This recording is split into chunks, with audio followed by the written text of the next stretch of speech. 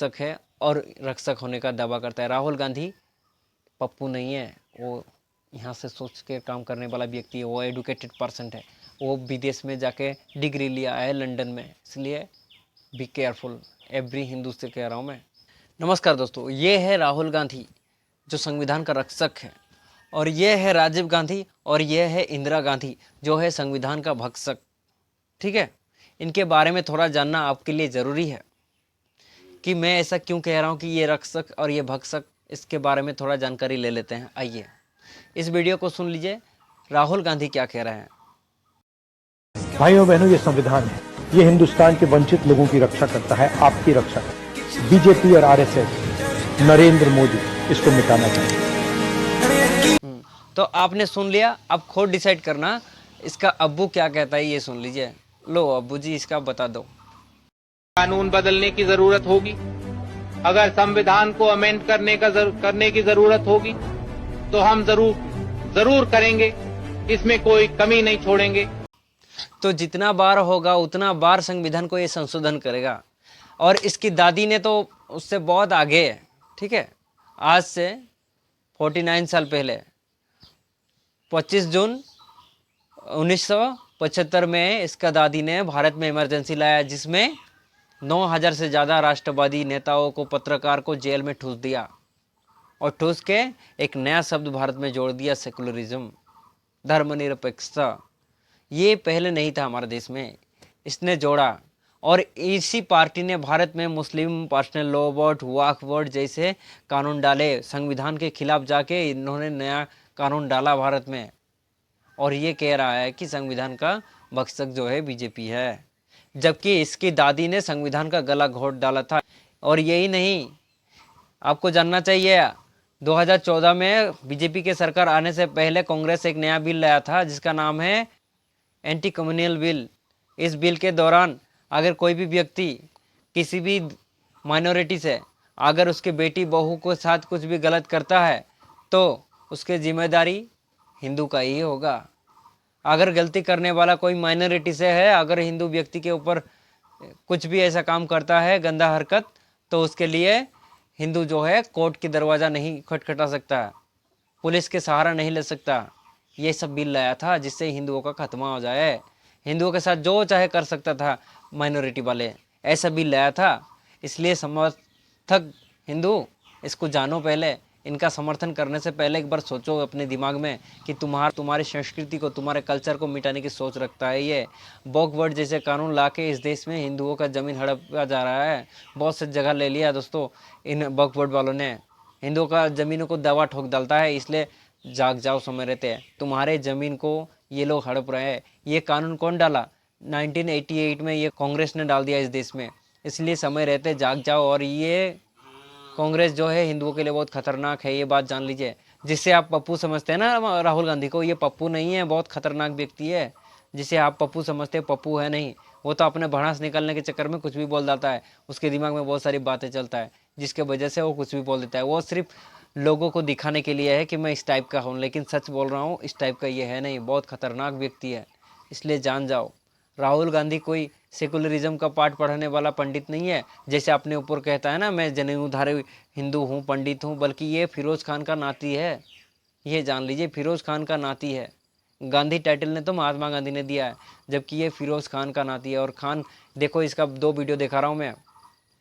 एक वीडियो जिसमें दिखा रहा है कि वो पूरा मांस मछली ठूस ठूस के खा रहा है, ठीक है, खुद पका रहा है मछली और मांस पका रहा है, सॉरी मछली बोल रहा हूँ, मांस पका रहा है।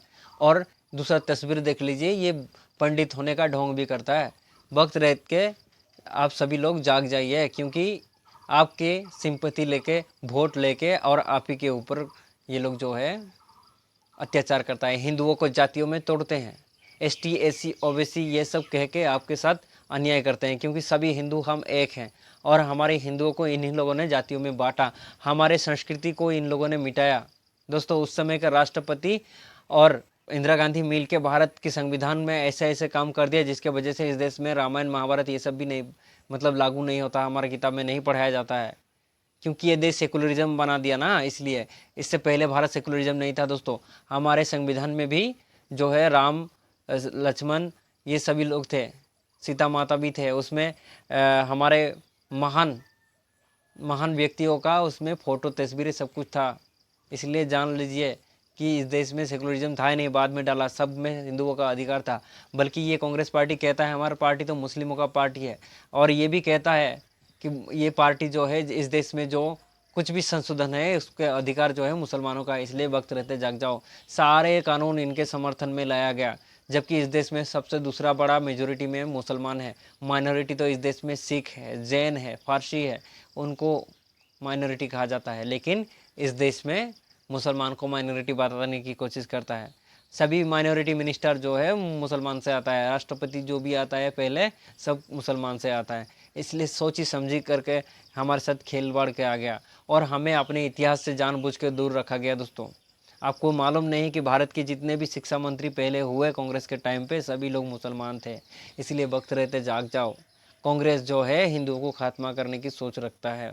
सच बोल रहा हूँ, सभी हिंदुओं के खिलाफ में बिल लाता है। एक भी बिल ऐसा नहीं लाया जो इसमें हिंदुओं का भला हो सके।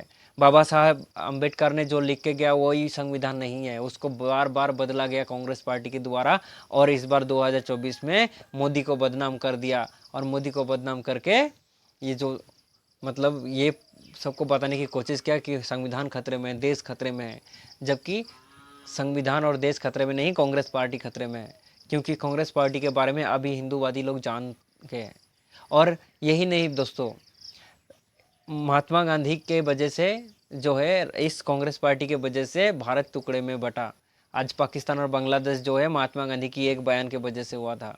महात्मा गांधी और कांग्रेस ने समर्थन किया मुस्लिम लीग का, और मुस्लिम लीग का डिमांड रखते हुए, उसका समर्थन करते हुए उनको बांग्लादेश और पाकिस्तान दे दिया गया। और ये डील हुआ था कि इस देश से जितने भी मुसलमान हैं पाकिस्तान चला जाएगा, और पाकिस्तान से जितने भी हिंदू हैं भारत आ जाएगा। उस समय जितने भी राष्ट्रवादी लोग थे वो सभी लोग विरोध कर रहे थे इस बात का।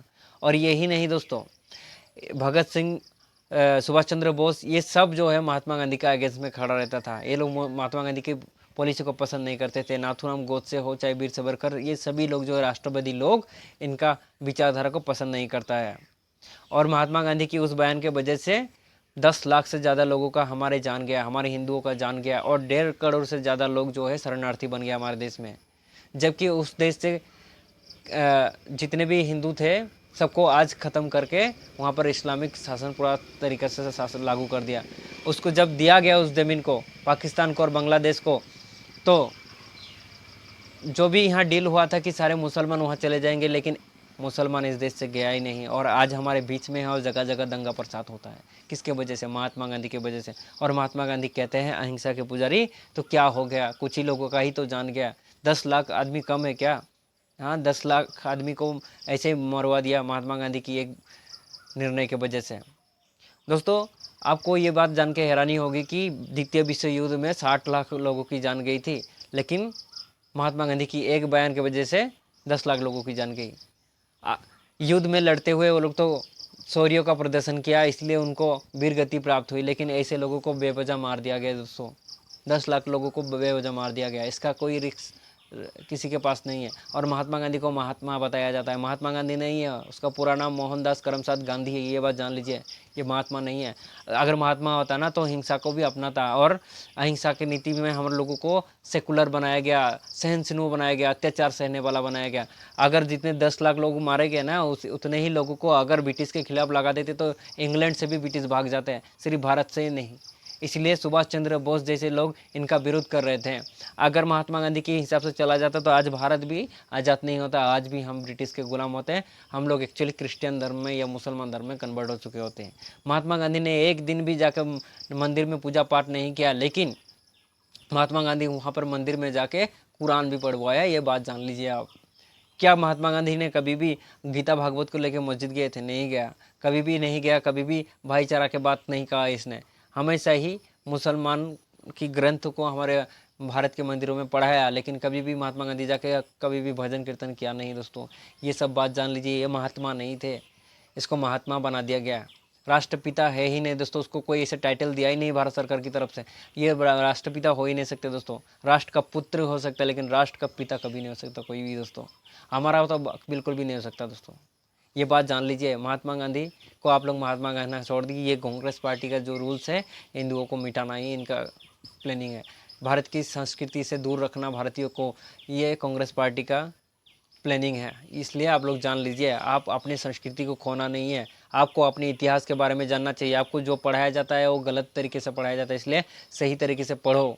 छत्रपति शिवाजी महाराज को भी महात्मा गांधी ने क्या कह दिया था पता है आपको?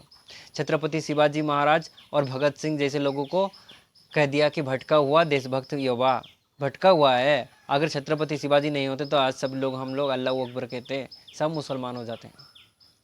इसलिए महात्मा गांधी जैसे व्यक्ति का महात्मा कहना गलत है दोस्तों। अगर महात्मा गांधी महात्मा कहलाते तो ये हम लोगों का कहना है, बाकी वो महात्मा था ही नहीं। इसलिए जान जाइए, अहिंसा परम धर्म की बात आपको बताता रहा महात्मा गांधी जिंदगी भर। क्या सच में उसके यही अहिंसा के वजह से 10 लाख लोगों की जान नहीं गई? इसलिए जान लीजिए, महात्मा गांधी जो है महात्मा है नहीं, उसको महात्मा बना दिया तुम लोग। कांग्रेस पार्टी जो है खतरनाक विचारधारा के साथ चल रहा है, इसलिए आप लोग जाग जाओ, समय रहते जाग जाओ। जो भी किया सब मुसलमान के लिए किया, क्या हिंदू के लिए किया।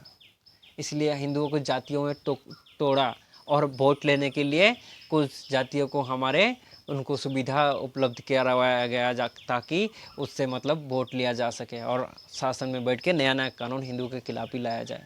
इसलिए आप लोग जागो, अपने धर्म के प्रति जागो। ये देश तुम्हारा है, एक यहाँ का कल्चर तुम्हारा है, तुम लोगों को तुम्हारी संस्कृति से दूर किया जा रहा है। जाग जाओ, समय रहते हैं। जय श्री राम।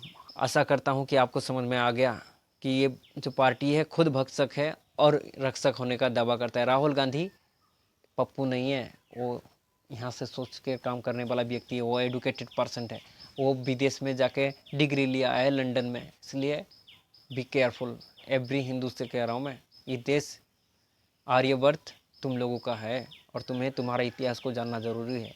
इन दुच्चों की बातों में आके अपने संस्कृति कल्चर को मत खो जाओ।